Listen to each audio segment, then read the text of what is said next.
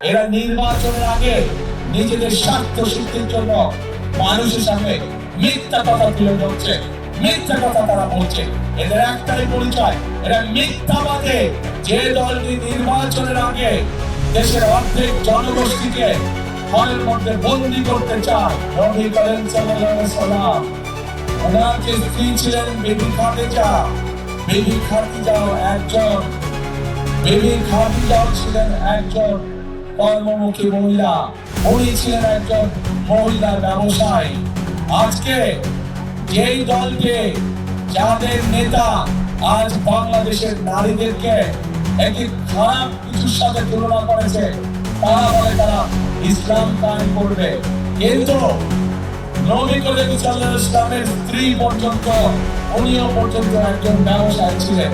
তাহলে আজকে কোথায় গিয়ে দাঁড়ালো বাংলাদেশের নারী সমাজ?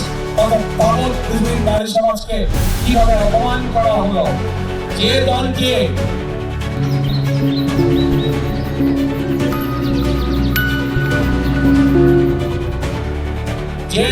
নির্বাচনের আগে দেশের অর্ধেক জনগোষ্ঠীকে ঘরের মধ্যে বন্দী করতে চায়, যে দলকে নির্বাচনের আগে দেশের অর্ধেক জনগোষ্ঠীকে অসম্মানজনক ভাবে কথা বলে, তাহলে আপনাদের কাছে আমার প্রশ্ন, আজকে নির্বাচনে যদি তারা কোনোভাবে সুযোগ পায় নির্বাচন পরবর্তী সময়, তাহলে তাদের আচরণ কি হতে পারে?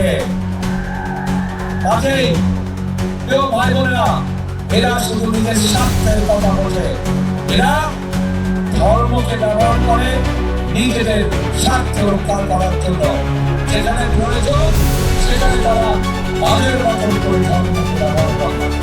আমরা গতকাল দেখেছি, যখন এই কথা বলার পরে তীব্র সমালোচনা শুরু হলো নারী সমাজ থেকে, যখন এই কথা বলার পরে তীব্র সমালোচনা শুরু সমাজের প্রত্যেকটি মানুষের কাছ থেকে, তখন তারা বলছে তাদের এই আইডিটা কি আইডি হ্যাক হয়ে গিয়েছিল। একটি রাজনৈতিক দলের একজন সিনিয়র নেতা জনগণের সামনে নির্বাচনের আগে এইভাবে মিথ্যা কথা বলছে, দলটি পর্যন্ত মিথ্যা কথা বলছে, তাদের আইডি হ্যাক হয়ে গেছিল, অথচ আইডি হ্যাক হয়নি তাদের। এরা নির্বাচনের আগে নিজেদের স্বার্থ সিদ্ধির জন্য মানুষের সামনে মিথ্যা কথা তুলে ধরছে, মিথ্যা কথা তারা বলছে। এদের একটাই পরিচয়, এরা মিথ্যাবাদে। এরা নিজেদের প্রয়োজনে নিজেদের সাথে মিথ্যা কথা বলে। যারা মিথ্যা কথা বলে, 18 লক্ষ কোটি মানুষের সামনে যারা মিথ্যা কথা বলে, যারা বিশেষজ্ঞদের মুখের উপরে মিথ্যা কথা বলে, এরা আর যাই হোক, এরা দেশ জননী হতে পারে না। এরা আর যাই হোক